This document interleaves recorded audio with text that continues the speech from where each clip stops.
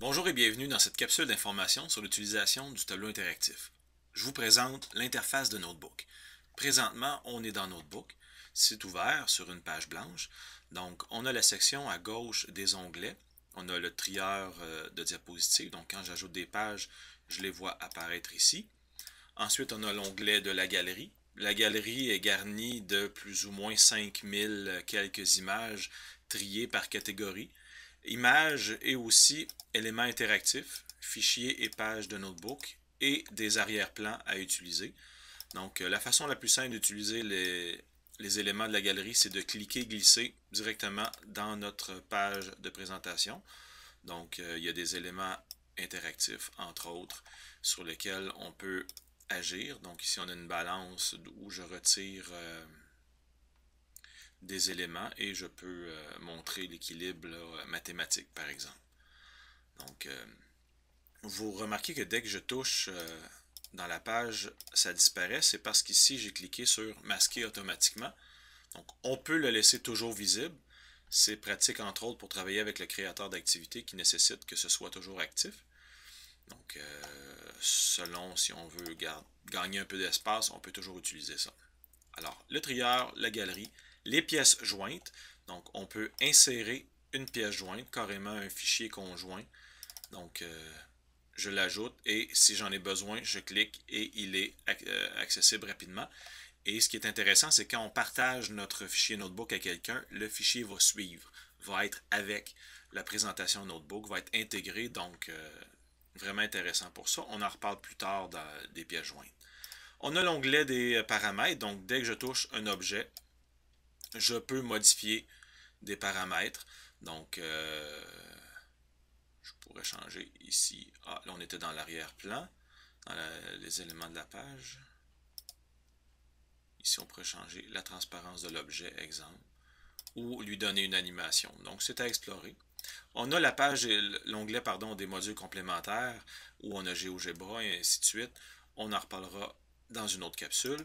Et on a aussi l'onglet Smart Response si on l'a d'installer, qui nous permet de poser des questions, de récolter des réponses avec des télécommandes ou avec un appareil branché à Internet.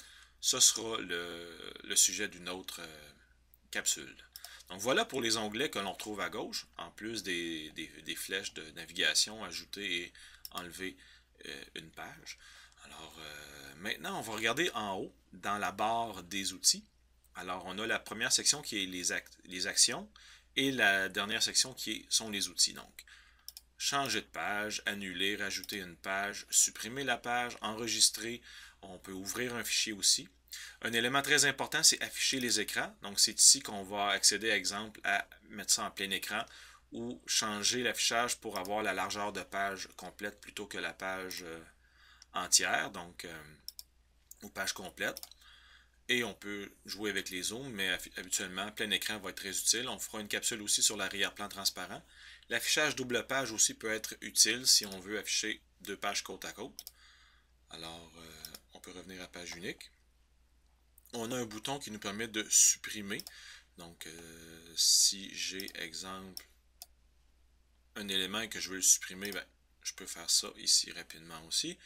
Les outils de capture d'écran qui me permettent de faire des captures d'écran selon certains paramètres que l'on trouve dans la petite barre d'outils.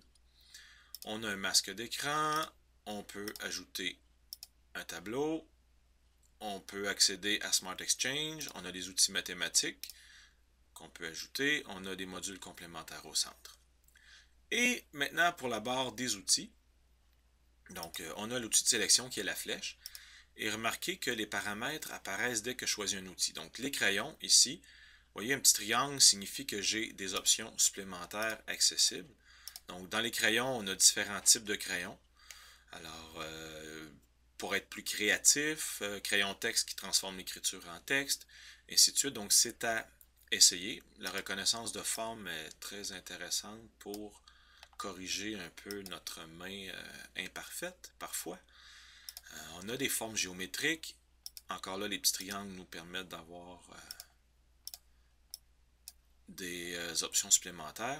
On a l'outil texte qui nous permet de taper. Donc, on a des présélections de taille de texte et de police mais on peut toujours modifier la taille, la police, ainsi de suite, la couleur. Donc, on a un outil de ligne aussi. Les polygones réguliers, qui vont jusqu'à 16 en utilisant les options du petit triangle. On a un outil de remplissage qui nous permet de combler des formes avec de la couleur. Et l'outil efface qui me permet de choisir la taille de l'efface que je veux avoir. Alors, c'est principalement les outils de la barre des outils. On peut déplacer cette barre-là, l'envoyer en bas.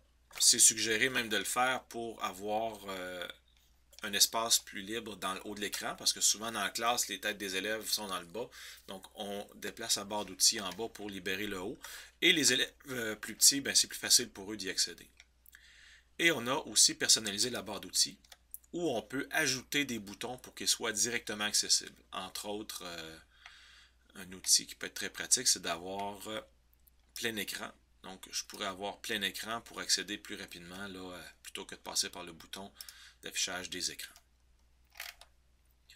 Alors, voilà pour la présentation de Notebook. Et vous avez le menu traditionnel, mais c'est à vous d'explorer. Je ne veux pas prendre plus de temps que ça pour vous le présenter. Merci.